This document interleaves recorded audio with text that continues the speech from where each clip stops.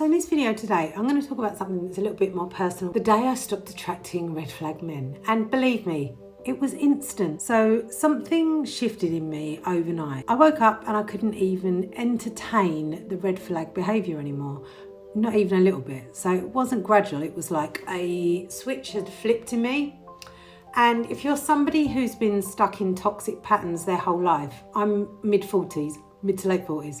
So always attracting emotionally unavailable men or ignoring the red flags that you know are there, then this video is for you. Because I want to break down the real psychology behind why this happened and how it might happen for you too. And to ultimately give you some hope that that you can change and things can change for you. So I used to rationalise red flag behaviour. I'd say like he's too stressed or he's got potential. I'd basically explain it all away because deep down I was more familiar with dysfunction than I was safety. But then one day it just stopped working.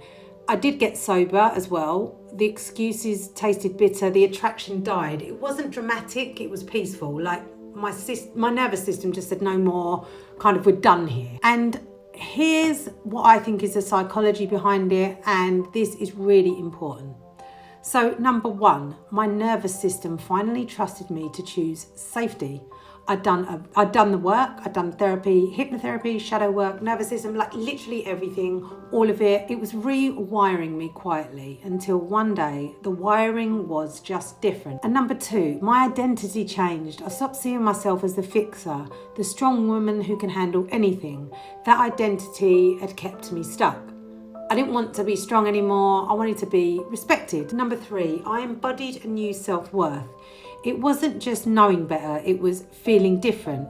And when that kind of worth lands in your body, red flags feel repulsive, not romantic anymore. And number four, there was no more sort of wiggle room for anything. I'd stretched the last boundary, made the last excuse. That version of me, the one who tolerated the crumbs, just couldn't exist anymore. It really was like a switch had flipped. I was ready. If you're still in that place where red flags feel like a challenge or a puzzle to solve, please know this.